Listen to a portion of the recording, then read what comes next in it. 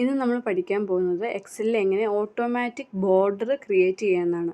ഇവിടെ set of data നമ്മൾ എഴുതുവാണ്. കുറച്ച് serial number, name, department, salary, കുറച്ച് പേര് ഡീറ്റെയിൽസ് എഴുതാൻ പോവാണ്.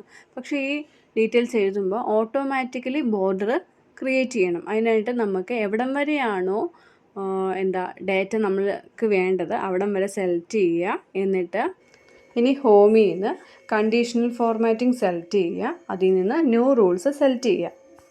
അങ്ങനെ വരുന്ന ഡയലോഗ് ബോക്സിൽ നിന്ന് ലാസ്റ്റത്തെ ഓപ്ഷൻ നമ്മൾ ചൂസ് ചെയ്യുന്നു.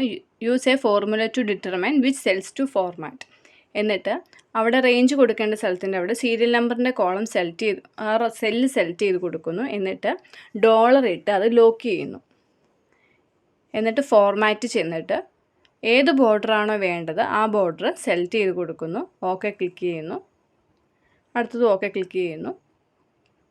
ഇനി നമ്മൾ നോക്കുമ്പോഴത്തേക്കും നമ്മൾ എന്താണ് ടൈപ്പ് ചെയ്യുന്നത് അതനുസരിച്ച് ഓട്ടോമാറ്റിക്കലി ബോർഡർ വരുന്നു. ഞാനിവിടെ ടൈപ്പ് ചെയ്യുകയാണ്. 1 എന്ന് ടൈപ്പ് ചെയ്യുന്നു.